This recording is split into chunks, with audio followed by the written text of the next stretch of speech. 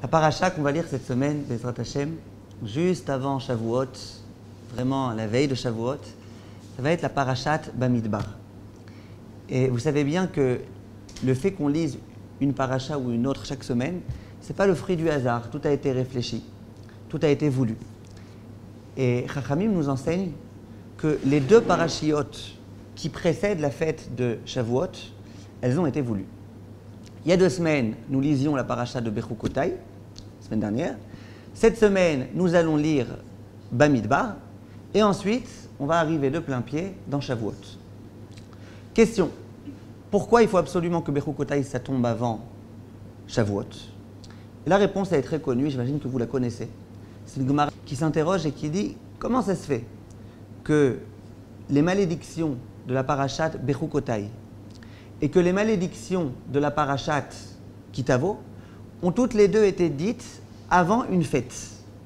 Il y a écrit que avant Rosh Hashanah, on lit Kitavo, avant Shavuot, on lit parachat Bechukotai, les deux parachiotes qui contiennent des malédictions. Pourquoi? Comment ça se fait? Dit la Gemara de façon explicite, je vous le dis dans les mots, dit la Gemara, Megillah daf lamed alef amud bet,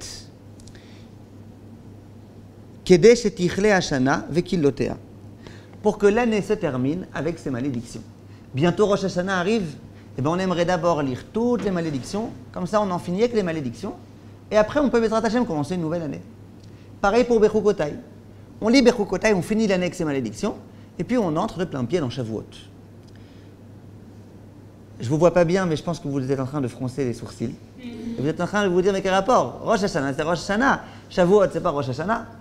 C'est la Gemara qui pose la question. La Gemara, elle dit Bishlama, Shebe Mishne Torah Ika, Kedesh Tichle Shana, Vekilotea. Et là, Shebe Torah Kohanim, Atu Atzeret Rosh Hashanah. Shavuot, c'est pas Rosh Hashanah. Donc tu me dis, on lit Bechukotai avant Shavuot pour que l'année se termine avec ces malédictions. Pourquoi? Comme si Shavuot, c'était Rosh Hashanah. Dit la Gemara, oui. Quel Rosh Hashanah? Non. Mais vous allez voir que vous n'avez pas tort. Atzeret Nami Rosh Hashanah, il dit Nan, ou Be'atzeret Al Perot Ailan. Atzeret, c'est le moment dans lequel les fruits commencent à devenir mûrs, ils commencent à mûrir, et donc c'est à ce moment-là qu'Akadosh Baruch Hu va décider qu'est-ce qui va se passer avec les fruits. Est-ce que les fruits vont être bons? Est-ce que les fruits ne vont pas être bons? Donc Atzeret, c'est une forme de Rosh Hashanah. Donc pourquoi on lit nécessairement la parashat Bechukotai avant Shavuot? Pour accomplir ce qui est écrit, Tichle Shana Vekilotea. On en finit avec les malédictions, et puis comme ça, après, on peut ouvrir une nouvelle page, Bezrat Hashem, une page de bénédiction. Question qui se pose. Si vraiment on voulait Tichle Shana Vekilotea, accomplir cet adage-là, ce passouk, Tichle Shana Vekilotea, eh bien on aurait dû dire, après Bechukotai, entrer dans Shavuot. Pourquoi il y a cette parachat Bamidbar qui fait écran entre les malédictions et Shavuot? On a l'impression ici qu'il faut qu'il y ait une interruption, qu'il faut qu'il y ait quelque chose. Pourquoi? Pourquoi il y a besoin de cela? Tosfot pose la question, à Sechet Megillah, et il dit, vous savez pourquoi? Parce qu'on veut malgré tout qu'il y ait une interruption. On ne veut pas immédiatement entrer de la malédiction à la fête de Shavuot. On veut qu'il y ait une interruption, une paracha dans laquelle il n'y a aucune malédiction, et puis comme ça on peut se reposer un petit peu des malédictions, et on peut entrer dans la nouvelle année, Shavuot, sur une note positive. Donc, on a déjà compris pourquoi, avant Shavuot, il fallait qu'il y ait la parachat Bamidbar. Pourquoi? Pour pas chas v'shalom, qui est les malédictions, et juste après qu'on entre dans la fête de Shavuot. On va se poser la question, est-ce qu'il n'y a pas par hasard aussi une autre raison? Ensuite, on va essayer de comprendre d'une façon plus générale. Est-ce qu'il y a un point commun entre la fête de Shavuot et entre parachat Bamidbar, qui est la paracha qu'on va lire Bezrat Hashem ce Shabbat? Quand on va commencer à lire la parachat Bamidbar, on va lire tout un sujet qui a priori est incompréhensible. On a du mal à comprendre pourquoi la Torah elle fait de ça tout un plat. Comment les shvatim, les tribus doivent se trouver, doivent se situer. Et la paracha elle nous parle des drapeaux, les dgalim. Chaque tribu elle devait avoir son drapeau. Et la Torah nous décrit exactement où est-ce que chaque tribu doit se trouver, chacune avec son drapeau. On a l'impression ici, je ne sais pas, on n'attend plus que la Marseillaise là, ou la Tikva, on a l'impression que les Bnei Israël, ils étaient avec leur drapeau et que c'était quelque chose d'important. On a l'impression qu'on a ici des armées, là, chacune avec son drapeau. La question qui se pose, quel rapport entre ces drapeaux? Pourquoi les drapeaux, c'est quelque chose de tellement important? Alors vient Rashi et dit, vous savez, les drapeaux, c'est pas n'importe quoi. Chaque tribu avait un drapeau d'une couleur particulière. Et qu'est-ce que cette couleur rappelait? Elle rappelait la pierre qui se trouvait sur le éphod du Kohen Gadol. Et vous savez que chaque pierre, elle représentait une tribu. Donc chaque tribu avait un drapeau qui ressemblait un petit peu à la pierre qui se trouvait sur le éphod le Rochen du Kohen Gadol. Donc on a l'impression ici que les drapeaux, ce n'était pas n'importe quoi. Les drapeaux, ils étaient censés rappeler quelque chose d'important. Mais quoi? Le Ramban rapporte que chaque drapeau, il avait aussi une forme particulière. Et elle commence à décrire. C'était quoi la forme de tout un chacun? Réhouven, par exemple, il y avait la forme des doudaïm, là, les fameux coquelicots. Yehuda, qui a été comparé au lion, il y avait un lion sur son drapeau. On voit que les drapeaux n'ont pas été simplement choisis de façon aléatoire, mais on voit que chaque drapeau avait visiblement un sens. Et la question, quel est le sens de ces drapeaux? Qu'est-ce qu'il y a de particulièrement important dans ces drapeaux? Viennent Chachamim et disent quelque chose d'intéressant. Il y a un midrash dans Midrash Rabbah qui dit la chose suivante, je vous lis dans les mots. Au moment où Akadosh Baruch Hu est venu sur le Har Sinaï, Yardu imo kavbet revavot shel malachim. Il y a 22 000 anges qui sont arrivés avec Akadosh Baruch Hu au moment du Har Sinaï, au moment de la révélation. Ve'ayu kulam asuim dgalim dgalim sheneemar dagul merevava. Ils étaient tous rangés comme ça avec des drapeaux. Chaque ange avait son drapeau. Kevan sheraou otan Israël shem asuim dgalim dgalim itchilu mitavim ledgalim. Quand les Bnei Israël ont vu les anges comme ça avec des drapeaux, ils se sont dit, mais nous aussi on veut comme ça être ordonnés selon des drapeaux, compartimentés de façon précise. Nous aussi on a envie. Amrou alvaï, kachanu nasim dgalim kemotan. On aimerait bien nous aussi.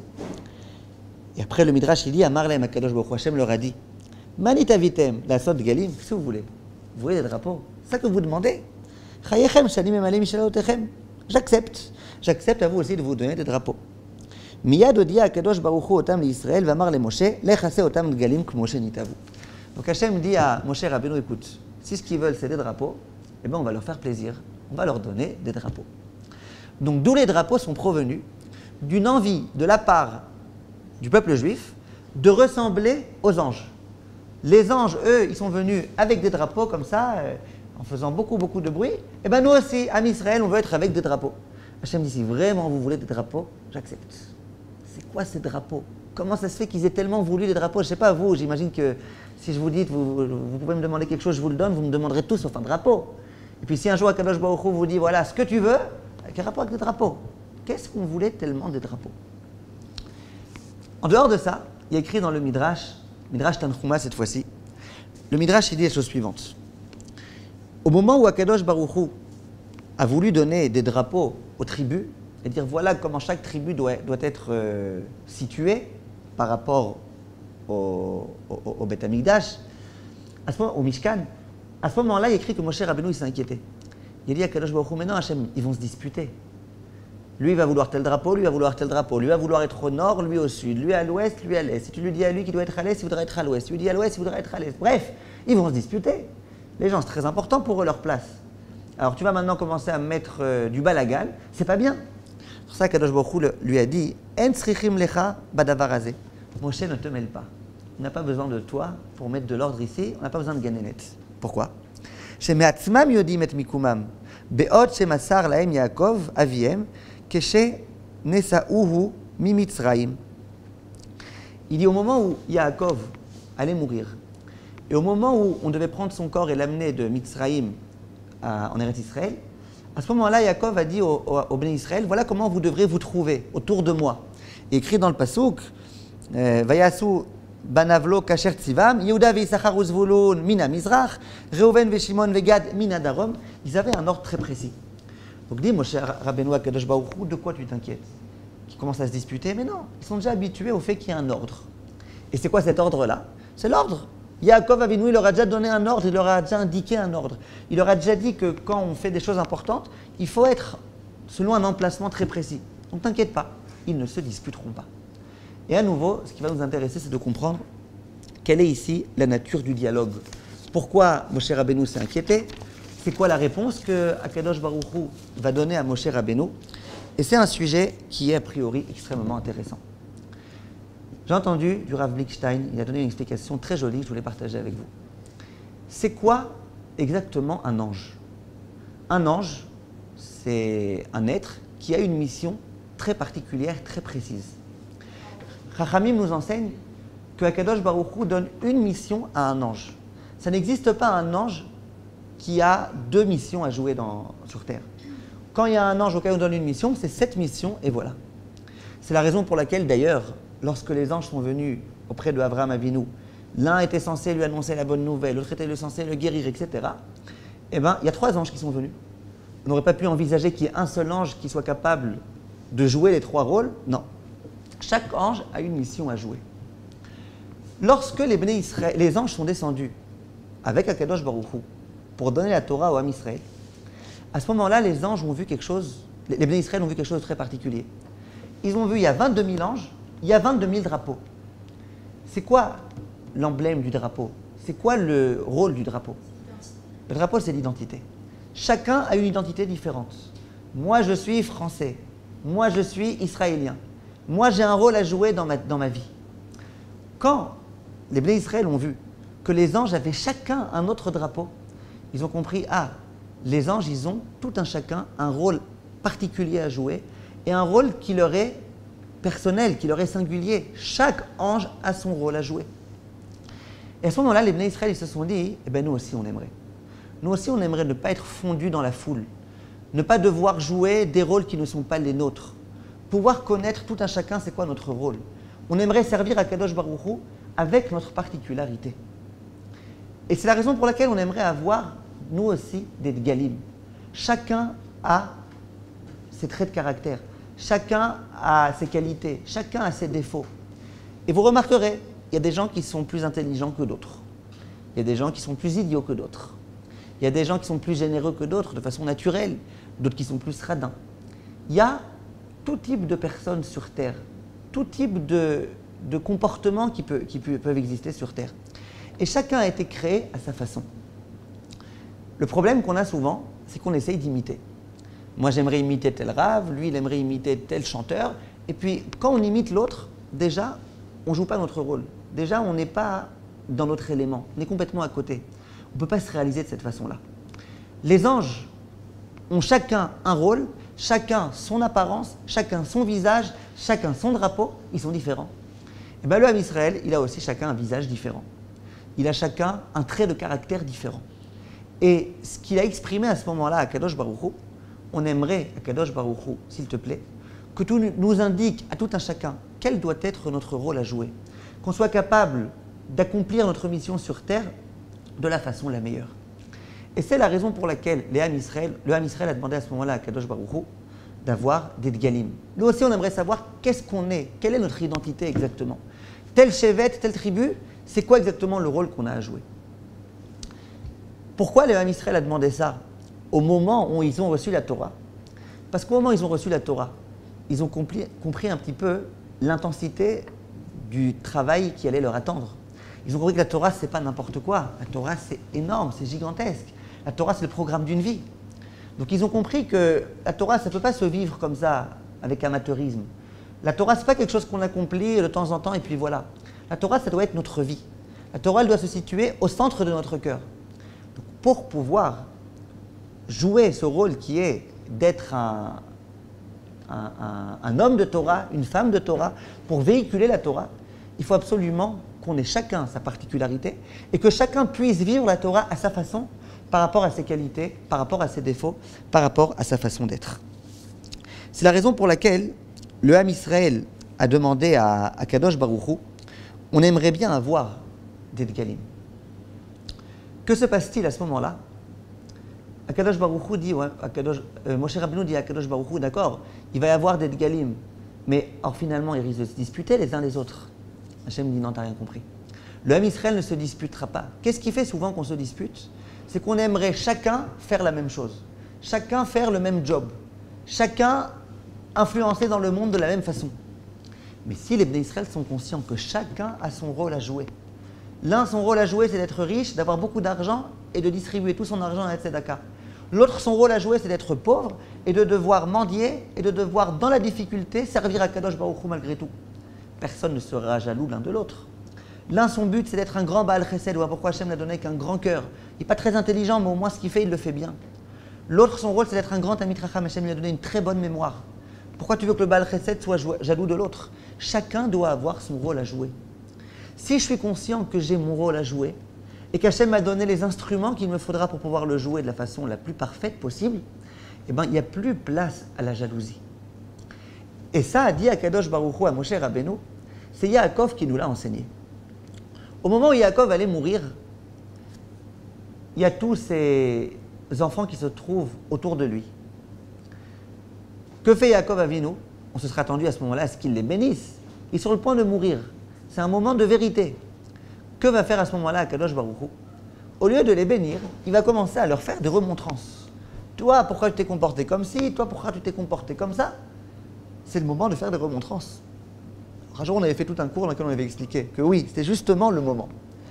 Mais l'idée qui peut-être qui se cache aussi ici, elle est un peu différente. C'est quoi la grandeur de Yaakov Avinu? C'est d'être capable, lorsqu'il voit quelqu'un, lorsqu'il voit son enfant, de lui dire, toi, ton trait de caractère principal, grâce auquel tu pourras te réaliser, c'est ce point-ci. Quand il dit, toi, pachas kamaim, toi, tu es impétueux, ça veut dire, sache que c'est ça la qualité que tu as en toi. Tu t'en es servi cette fois-ci avec l'histoire d'Élie, de Bila, etc. Tu t'en es servi pas comme il fallait, mais sache que c'est ton trait de caractère. Tu vas pouvoir t'en servir. Yaakov Avinu regarde chacun de ses enfants et il montre du doigt ses traits de caractère, ses qualités, et donc la façon dont il va pouvoir, Bezrat Hashem, se réaliser sur terre. Et ça, c'est la meilleure bénédiction. De dire à chacun, toi, tu n'es pas comme lui. Parce que toi, tu dois servir à Kadosh Baruch Hu de cette façon-là. Toi, tu n'es pas comme lui. Parce que toi, Kadosh Baruch Hu attend complètement autre chose de toi. Et c'est pour ça que Yaakov Avinu, au moment où il va mourir, il dit à ses enfants, regardez, quand vous me prenez, quand vous me véhiculez d'un endroit à un autre, toi à droite, toi à gauche, toi ici, toi là-bas. Parce que Yaakov avait compris que chacun, selon ses qualités, selon ses défauts, selon sa nature, il devait occuper une place particulière. C'est la raison pour laquelle dit à Kadosh Baruch Hu à Moshe Rabbeinu, ne t'inquiète pas. Le Ham Israël est habitué à l'idée que tout un chacun doit avoir une place particulière. Ils ont déjà eu leur place particulière au moment où Yaakov a indiqué à chaque tribu quelle devait être sa place. Ensuite, au moment du Har Sinaï, quand ils ont vu la splendeur des anges, qui chacun avait son trait de caractère et qui chacun était fier de son trait de caractère en brandissant un drapeau, de la même façon, le Ham Israël va pouvoir dans le désert recevoir des drapeaux, avoir une place à occuper, qui va être une place très particulière, que chaque personne va pouvoir occuper et que personne d'autre ne pourra occuper à sa place. C'est la raison pour laquelle on peut comprendre à présent, c'est quoi ce concept de Bamidbar. Le livre de Bamidbar, on dit que c'est le Sefer à Pekoudim. Ça s'appelle le livre des Pekoudim. Pekoudim, ça veut dire tafkid. Dans le livre de Bamidbar, ça commence par le symbole des drapeaux, pour que chacun prenne conscience du fait qu'il a un rôle à jouer. Il y a écrit, c'est quoi Israël? Israël, c'est les rachetevot de Yesh, Shishim, Ribo, Otiot, la Torah. C'est-à-dire qu'au moment où le Ham Israël se trouvait au pied du Har Sinaï, qu'ils ont reçu la Torah, Hachem leur a dit, sachez, Yesh, Shishim, Ribo, Otiot, la Torah, ça veut dire il y a 600 000 lettres dans la Torah. Comme pour dire, vous êtes ici 600 000 juifs, eh bien sachez que s'il y a 600 000 hommes ici qui reçoivent la Torah, il y a 600 000 lettres dans la Torah, c'est-à-dire que chacun va pouvoir percevoir la Torah à sa façon. Chacun va avoir son rôle à jouer. Et le... Avoir son rôle à jouer, ça veut dire avec ses midotes, servir Hachem, avec ses midotes, avec ses qualités, avec ses défauts, avec son trait de caractère. Et je vous dis, je vous assure, le problème aujourd'hui des gens, c'est qu'ils essayent d'imiter. Si par exemple je vois que Rav Intel c'est un géant, eh ben, je vais essayer de l'imiter. L'imiter, ça va pouvoir être dans ses mimiques, ça va pouvoir être dans ma façon de parler, ça va pouvoir être dans ma façon de réfléchir, et c'est un problème. Toi, tu as tes qualités, tu as ta façon d'être, n'imite personne. Souvent, j'ai dit, quand vous regardez par exemple les livres du Rav Ovadia, les Sfarim du Rav Ovadia, vous lisez cette Tshuvot, Yabia Omer, vous lisez, d'abord c'est très agréable à lire, très très agréable à lire, et pourquoi? Parce que c'est pas compliqué. Il n'y a pas des grands pilpoulim. Tu lis, un tel a écrit comme ci, un tel a écrit comme ça, et puis machin, et puis truc, et puis Il faut vraiment être très intelligent pour comprendre le pile-poule qui se cache entre les lignes. Mais tu lis ce texte-là, c'est un texte très très simple. Maintenant, Rav Ovadia, c'était un géant. Rav Ovadia était capable de faire du pile-poule. Pourquoi dans ses livres, c'est tout comme ça? Un gamin de 10 ans, il peut très bien lire sa tchouva, tout comprendre du début jusqu'à la fin. C'est bizarre. Il aurait pu écrire des livres de très grands pile-poule. Pourquoi il écrit des livres comme ça à la Rav Ovadia? Eh bien, à mon avis, l'idée est très claire. Il aurait pu s'amuser à imiter Rabbi Akiva Eiger et à imiter le Noda Biouda et à imiter plein d'autres gens, comme il y en a beaucoup qui veulent faire. Mais lui, il s'est dit non, c'est pas ma façon. C'est pas ça mon être. Moi, mon être, c'est pas de faire du pile-poule. Mon être, c'est de présenter la halakha de cette façon-là. Je commence par la Gemara, j'arrive au Rishonim, j'expose les choses de la façon la plus simple possible. C'est ça que j'aime faire. C'est comme ça que je me sens bien. Ben, il a fait ce pourquoi il était fait. Et c'est devenu un gadol d'une notoriété incontestée. Pourquoi? Parce qu'il a fait ce qu'il devait faire. Maintenant, si Rav Ovadia s'était amusé à imiter la façon d'être posek du Noda Biouda, ben, je ne pense pas que ça serait devenu le Rav Ovadia. Peut-être que ça serait devenu le portrait craché du Noda Biouda en moins bien, parce que le Noda Biouda, c'était un géant d'il y a beaucoup d'années. Mais il ne serait pas devenu le Rav Ovadia. Ce qu'il faut qu'on sache, qu'on n'imite pas, qu'on essaye de savoir qu'est-ce qu'on a comme rôle à jouer dans notre vie. Si on joue notre rôle comme il faut, c'est très bien. Il faut que je sache c'est quoi mes qualités, il faut que je sache c'est quoi mes défauts, il faut que je sache qu'est-ce qui me plaît, qu'est-ce qui ne me plaît pas. C'est pour ça que, par exemple, de venir et de dire à toutes les élèves d'un séminaire, vous toutes, vous devrez vous marier avec un Avrer qui est Ashkenaz, qui a entre tel âge et tel âge, qui a déjà fini tel et tel Masechet. C'est complètement ridicule. Quel rapport? Il y en a une, ce qu'il lui faut, c'est un Avrer. Il y en a une, ce qu'il lui faut, c'est quelqu'un qui travaille et qui étudie. Il y en a une, ce qu'il lui faut, c'est un Chazan, parce qu'elle aime beaucoup la musique. Et lui aussi, il faut qu'il aime beaucoup la musique. Et puis chacune, après, elle a sa façon de voir les choses. Elle a ce qu'il lui faut.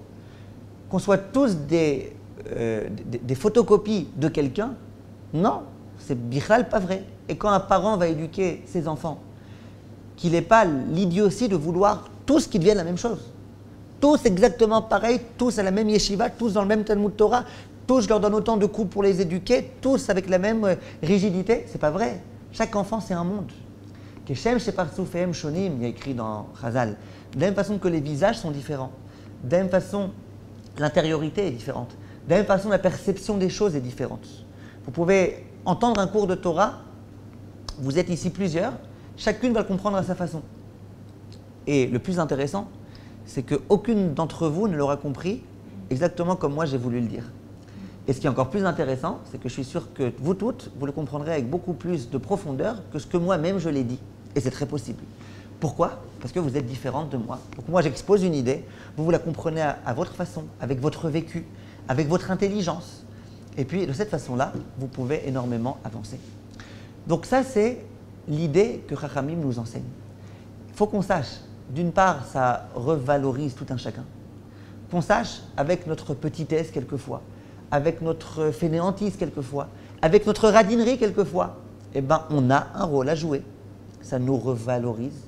Parce que ça veut dire que sans nous, eh ben, la Torah ne peut pas être complète. Sans nous, il n'y a pas de Ham Israël. Le Ham Israël a besoin de nous et de nos enfants et de nos petits-enfants. Il a besoin de nous. Mais d'autre part, c'est une très lourde responsabilité qui pèse sur nos épaules. Parce que si jamais l'un d'entre nous décide de se retirer de cette Avodat Hashem, si l'un d'entre nous dit « ouais, bon, moi, la place qu'Akadosh Baruch Hu m'a demandé d'occuper, elle ne me convient pas, je vais essayer autre chose », eh bien, on est déjà à côté de la plaque. Et il s'avère que la couronne d'Akadosh Baruch Hu, elle va être incomplète. Comme Chachamim disent, chaque juif, c'est un diamant dans la couronne d'Akadosh Baruch Hu. Est-ce qu'il y a des grands diamants et des petits diamants? J'en sais rien. Mais ce qui est sûr, c'est que si on retire son propre diamant, eh bien, d'un coup, la couronne, elle devient incomplète. Elle devient moche. Donc, chaque juif doit comprendre le rôle qu'il a à jouer.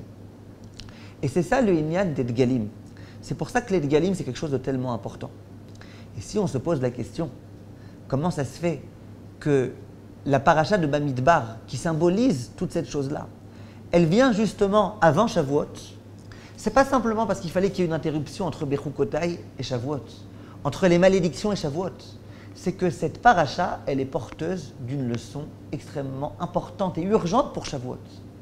Shavuot, on va devoir, Bezrat Hashem, on va avoir le mérite de recevoir la Torah.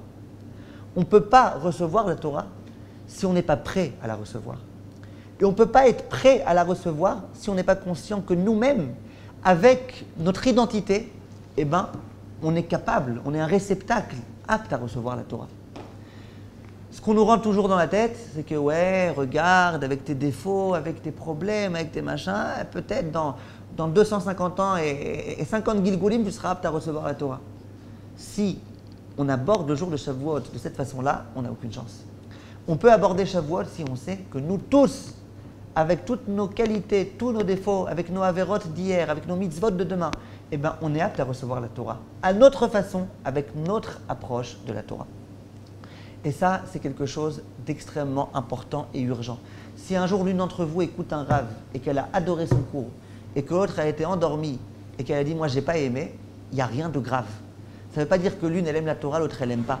Ça ne veut pas dire qu'une, elle a flashé, et l'autre, elle est incapable de s'émerveiller. Ça veut dire que l'une, elle est sensible à un message et que l'autre, elle est sensible à un autre message. Il y a 70 facettes à la Torah. Il y a 600 000 façons d'aborder la Torah. Chacun a son âme, chacun a sa façon d'être. Ben, chacun, avec sa façon d'être, il doit accrocher. La grande erreur, ça serait quoi? La grande erreur, ça serait que Géoula, elle dise à Salomé, puisque je vois que tu as beaucoup aimé ce cours, eh ben, je vais m'obliger à aimer. Une fois, elle va écouter, une deuxième fois, une troisième fois, chaque fois, qu'elle le veuille ou non, elle s'endort. Elle va réessayer. 250 ans, elle va réessayer d'accrocher à un cours qui ne lui parle pas du tout. Ça serait la plus grande erreur de votre vie. Vous avez vos qualités. Avec vos qualités, il y a des rabbanim que vous allez apprécier. Avec vos qualités, il y a des mitzvot que vous allez particulièrement apprécier. Il y a une fille, elle, ce qu'elle adore, c'est la tfila. Elle adore prier, tehilim, machin, elle adore ça.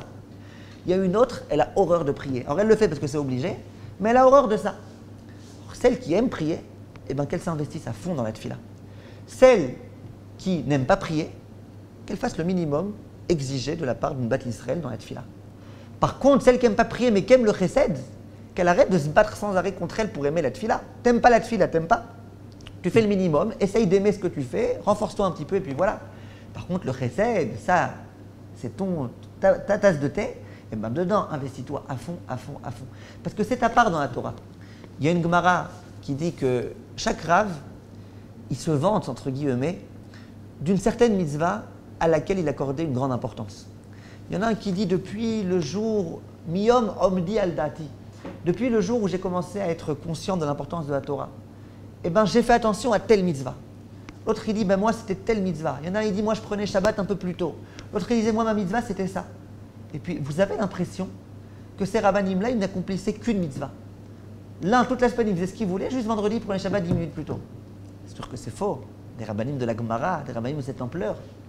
Chas v'shalom. Simplement, tous ces rabbanim-là, ils accomplissaient toutes les mitzvot. Mais ils avaient un point d'attache, ils avaient un faible, on dirait, entre guillemets, pour une mitzvah. Et c'est dans cette mitzvah-là qu'ils mettaient le maximum, qu'ils mettaient tous leurs efforts. Et ça, c'est ce que Chachamim attendent de nous. Moi, ce qu'il faut comprendre, et on va essayer de finir sur ce point-là, c'est quel rapport avec Rosh Hashanah? Quel rapport entre le jour de Shavuot et Rosh Hashanah? Rosh Hashanah, c'est un jour de jugement. Il y a beaucoup de choses qui vont être déterminées ce jour-là. Shavuot, c'est le jour où on reçoit la Torah. Alors, quel rapport entre Shavuot et entre le Chag Matan Torah? Il y a une Gemara très connue qui pose la question suivante, dans Masechet Psachim Daf Samechet.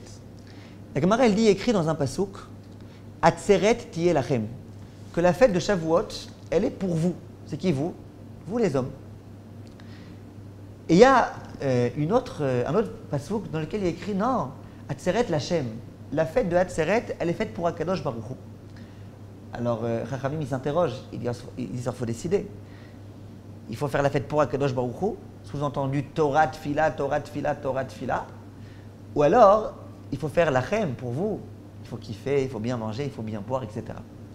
On a ici une grande marloquette. Le premier Rav, il dit, moi je vais vous dire, c'est très simple. Tu as le choix. Soit tu te ranges dans un pasouk, soit dans l'autre. C'est-à-dire que tu peux choisir. Tu vois que la Torah, elle te donne la possibilité. Soit tu fais kulo lachem, tu passes ta journée à faire des repas gargantuesques, des siestes énormes, tu passes ta journée à t'éclater, à boire, à dormir, à fumer des cigarettes si tu fumes des cigarettes à Yom Tov, tu passes ta journée à t'éclater. Soit, tu fais comme l'autre pasouk, ta journée à la synagogue. Yom Shekulo Torah.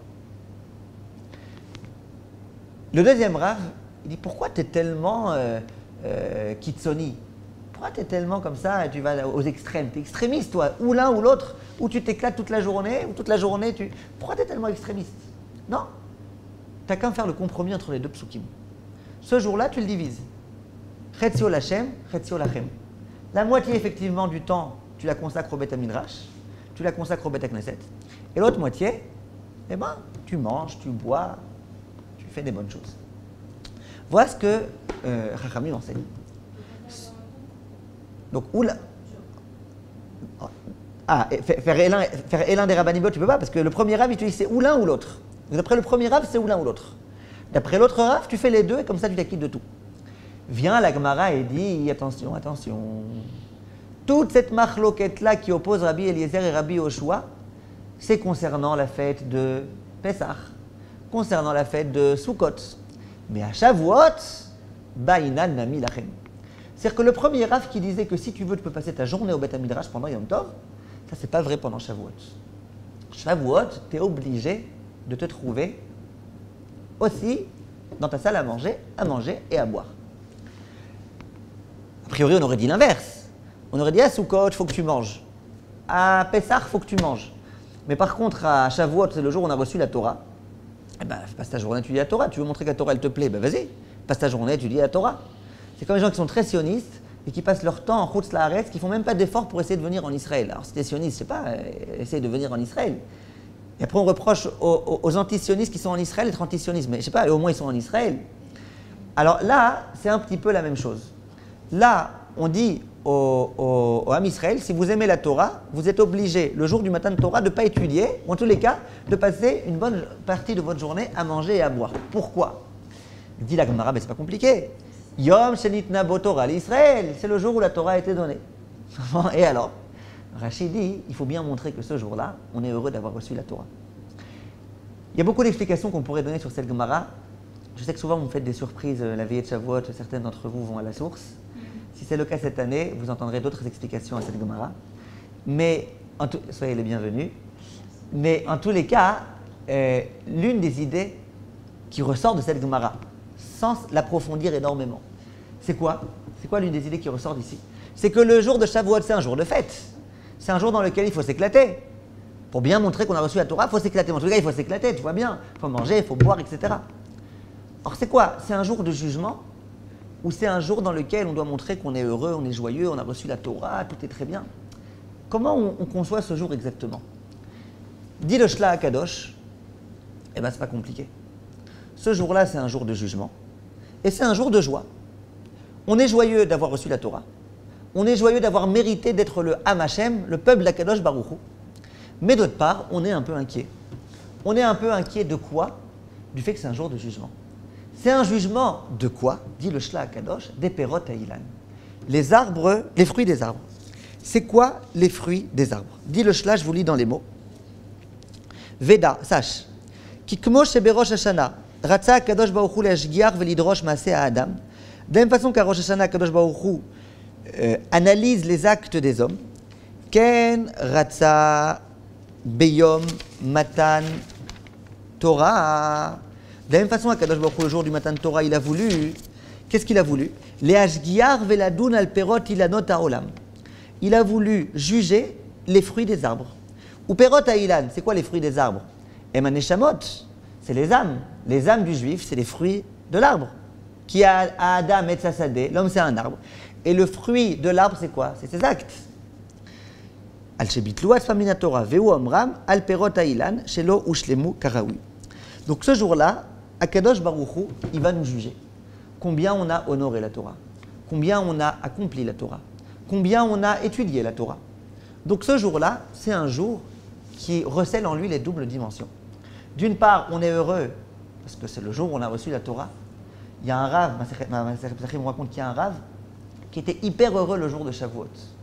Et le jour de Shavuot, il organisait un très grand repas. Et il disait, il s'appelait Rav Yosef, ce rave. Et il disait, n'était-ce ce jour où on a reçu la Torah? Kama Yosef ika beshuka. Combien de Yosef il y a sur la place du marché? Combien de Youssouf il y a en particulier? Qu'est-ce qui me distingue, moi, Qu'est-ce qui me caractérise, moi, et qui me différencie, moi, Rav Yosef, de Youssouf qui se trouve dans le marché et qui vend des cacahuètes? C'est qu'on a reçu la Torah. On a reçu la Torah, donc nous, on n'est pas Stama Youssouf. On est Rav Yosef. On est des juifs qui accomplissons la Torah, des juifs importants. On a une autre façon de voir les choses. On a une autre façon d'appréhender les choses. On est, Baruch Hashem, fiers et heureux d'avoir reçu la Torah. Donc, ce jour-là, on est heureux, on est joyeux. On est joyeux d'avoir reçu la Torah. Mais autre part, eh ben, on va être jugé. De quoi on va être jugé? De savoir qu'est-ce qui va se passer l'année prochaine. Est-ce que Kadosh Baruch Hu va nous donner la possibilité de continuer à pouvoir grandir dans les degrés de la Torah ou pas? Et là, il y a quelque chose d'intéressant. Le Hari Akadosh, rapporté par Ephraim Vital, il nous parle de la veillée de Shavuot. Alors j'espère que vous avez prévu de faire une veillée de Shavuot. Comme je vous le disais, je sais que certaines passent la veillée avec nous en partie. Il y a écrit dans le Harizal la chose suivante. Je vous lis dans les mots. Kol mi shebalayla ou toute personne qui cette nuit-là, à savoir la nuit de Shavuot, lo yishan klal, ne dort pas du tout, ne ferme pas les yeux. Veillez osek batora, et qui s'occupe de la Torah. Muftach lo sheyashlim shnato, il peut être sûr qu'il finira son année, qu'il ne mourra pas cette année. Vélo, hein? Non, on n'a pas dit que celui qui dort, on n'a pas dit que celui qui dort, il va mourir. Vélo yera lo shum nezek. Écoutez bien. Vélo yera lo, écrit kolmi. En mauvais français, on dit tout celui. En bon français, on dit quiconque. Toute personne. Après, vous voulez dire au féminin, au masculin, comme vous voulez. Et après, il dit Ve'oraat chaye Adam ou balayla azeh. Il dit, c'est cette nuit-là que l'homme peut montrer exactement ce qu'il veut faire dans sa vie. Le Chafetz Chaim rapporte ça et il dit Raoul ezer lo lassoar sicha betela klal uchlal oto layla. C'est important cette nuit-là de ne pas parler de choses qui sont futiles. C'est une nuit qui est importante. De dire j'ai passé ma veillée à boire des cafés et à parler de politique, on est à côté de la plaque. Cette veillée-là, c'est une veillée de Torah. Question, pourquoi c'est tellement important, cette veillée-là, cette nuit-là, de la passer complètement à l'étude de la Torah? Puisqu'on a dit, Chetzio Lachem, Chetzio Lachem, il faut un petit peu aussi kiffer, etc. Qu'est-ce qu'il y a de tellement important, urgent dans cette veillée-là? Pourquoi cette nuit-là, c'est important qu'on soit vraiment à fond, 100% Torah? Qu'est-ce qui se passe exactement? Parce qu'on va recevoir, mais le jour aussi de Shavuot, on va recevoir la Torah. C'est pourquoi il faut qu'il y ait cette intensité-là, hein? Voilà, on dit ça aussi, c'est vrai. Mais je vais vous dire ce qu'on peut expliquer. On avait fait des cours déjà sur les préparatifs à Rosh Hashanah. Rosh Hashanah et Kippour, on a parlé toutes ces dernières années, comment on se prépare à Rosh Hashanah, comment on se prépare à Kippour. Et on avait dit, si vous vous souvenez, dans plusieurs cours, on était arrivé à une même idée. C'est que ce qu'Akadosh Baruch Hu attend de l'homme pendant cette période-là d'avant Rosh Hashanah, c'est que l'homme montre à Akadosh Baruch Hu qu'est-ce qu'il aimerait être dans sa vie. On avait donné plusieurs exemples, l'exemple de cet enfant-là qui s'excite et puis qui fait n'importe quoi, et puis ses parents ils sont très déçus de lui. Et puis un jour il dit à ses parents, écoutez mes chers parents, sachez que je vous aime, et si je vous ai désobéi, c'est pas parce que je veux vous désobéir, en fait vraiment je vous aime, simplement, c'est l'âge de l'adolescence, et parfois, on avait dit que Rosh Hashanah, comment on s'y prépare? En essayant de faire un point, en essayant de remettre les points sur les i, et de dire à Kadosh Baruch Hu, écoute Hachem, Behemet, sache qu'est-ce qu'on aimerait vraiment être. C'est de cette façon-là qu'on avait expliqué pourquoi pendant la Seret Yimei Teshuvah on fait des chumrot, pas pour faire du cinéma. Hachem, il n'aime pas le cinéma. Pourquoi à ce moment-là on fait ça? Pour montrer à Kadosh Baruch Hu, regarde à Kadosh Baruch Hu. Regarde, ce qu'on aimerait vraiment être toute l'année, c'est faire des chumrot. Simplement, on n'est pas toujours à la hauteur. 7 jours, on peut tenir. 10 jours, on peut tenir. Plus que ça, on ne peut pas. L'idée du Yom Hadin de Rosh Hashanah, c'était exactement ça. Eh bien, il se peut que l'idée de Shavuot, c'est la même chose. Akadosh Baruch Hu, ce jour-là, il nous a donné la Torah. Pendant la veillée de Shavuot, Akadosh Baruch Hu, il va réfléchir. Il va analyser notre année. Est-ce que pendant cette année, on a honoré la Torah? Ou est-ce qu'au contraire, on l'a bafouée? Est-ce que pendant cette année-là, on a perdu notre temps? Ou est-ce qu'on a cherché, à chaque moment libre, à accomplir des mitzvot, de faire plaisir aux gens, de faire du chesed? C'est sur ça qu'Akadosh Baruch Hu va nous juger. C'est le Yom Hadin. Si on cherche un conseil, alors qu'est-ce qu'Akadosh Baruch Hu attend de nous? Eh bien, ce qu'Hachem attend de nous, c'est cette nuit-là, montrer à Akadosh Baruch Hu ce qu'on aimerait vraiment. Eh bien, c'est ce qu'on fait maintenant. Toute cette veillée-là, on étudie la Torah, on se renforce en moussar, on étudie du moussar, on fait de l'introspection, et puis on essaye de réfléchir, et puis on essaye de faire des bonnes choses. Le but de ce Shavuot-là, et de la avoda, de la Torah de ce Shavuot-là, c'est de dire à Hachem, ce que j'aimerais toute ma vie, c'est Shifti Bevet Hachem Kol Yemei Chayai, pouvoir passer mon temps à étudier, à accomplir des mitzvot. On ne peut pas toujours, il y a des fois où on a beaucoup de choses à faire, il y a des fois où on n'est pas à la hauteur, des fois on manque à des cours de Torah, et des fois on manque à des devoirs de la Torah, et des fois on n'a pas les nerfs tellement de manger le meilleur hercher. Parfois on ne peut pas. Mais cette nuit-là, on te montre à Kadosh Baruch Hu ce qu'on aimerait vraiment être. On étudie, on lit des Tehillim, on prie, on ne s'interrompt pas, on fait du chesed. Et de cette façon-là, on arrive à montrer à Kadosh Baruch Hu ce qu'on aimerait vraiment être. C'est aussi la raison pour laquelle il y a un tikkun à réciter le soir de Shavuot. Et dans ce tikkun-là, entre autres, on lit les 613 mitzvot. Ça prend du temps, hein. Je ne parle pas de les accomplir, je parle de les lire. On commence mitzvah, pira, pira, mitzvah, 613. Beaucoup d'entre elles, si on n'est pas un grand Talmid Chacham, on ne comprend même pas c'est quoi ces mitzvot-là, mais on est obligé de les lire parce que ça va trop vite, sinon on n'arrivera pas à finir. On lit les mitzvot. C'est quoi le but de lire toutes ces mitzvot? À quoi ça sert? Si de toute façon tu ne les accomplis pas. Inconsciemment, ça rentre un peu dans la tête, ça rentre un peu dans la conscience, c'est vrai. Mais il y a aussi peut-être une envie de notre part de dire à Kadosh Baruch Hu, tu vois Hachem, toutes ces mitzvot-là, on aimerait les accomplir. On ne sait pas encore exactement c'est quoi chaque mitzvah, comment ça s'accomplit, on ne connaît pas toutes les halachot, on ne sait pas, il y en a c'est quand il y aura le Beth Amikdash, il y en a c'est quand il y aura les korbanot. Mais on aimerait à Kadosh Baruch Hu pouvoir tout accomplir. Notre véritable envie, c'est de tout accomplir. Et quand on vit de cette façon-là, eh ben on peut être prêt, Be'ezrat Hashem, à la fête de Shavuot. La fête de Shavuot, c'est un moment de jugement sur ce qu'on a fait, de jugement dans lequel Kadosh Baruch Hu nous donnera les moyens, Be'ezrat Hashem, de continuer à être des bons juifs, de continuer à avoir toutes les forces et les énergies et la parnassa et la santé et la sérénité pour pouvoir continuer, Be'ezrat Hashem, à accomplir la Torah et les mitzvot. Qu'on soit conscient de la grandeur qui est dans chacun d'entre nous. Il n'y a pas de petit juif, il n'y a pas de grand juif. Il n'y a pas de stam juif. Quand quelqu'un dit « mais moi je suis un petit juif », en soi de dire que tu es un petit juif, c'est déjà un blasphème. Il n'y a pas de petit juif, tu as été créé à l'image de Dieu. Tu es l'enfant d'Akadosh Baruch Hu, tu n'es déjà pas petit. Tu es déjà 1000 fois plus grand que Tremp et ses copains. Pourquoi? Parce que tu as été créé à l'image de Dieu. Vous allez me dire que Tremp et ses copains aussi ils ont été créés à l'image de Dieu. Mais il y a écrit dans la Mishnah que le peuple juif, il a « Chiba yetera nodaatlo ». Ce n'est pas simplement qu'il a été créé à l'image de Dieu, c'est que c'est le fils d'Akadosh Baruch Hu. Banim atem lachem elokechem. Or, si l'une d'entre vous un jour, ou moi-même, lorsqu'on a un petit coup de cafard, et qu'on pense que ouais, mais finalement on est tellement loin d'Hachem, on a tellement de mal à avoir de la Emouna, on est tellement dans nos affaires, et ben on pense qu'on est minable, qu'on se rappelle du cours d'aujourd'hui, Bezrat Hachem, et qu'on se rappelle que nous tous, on est extrêmement importants. Voilà. Je vous promets, il y a ici un problème d'onde. Je croyais qu'il fallait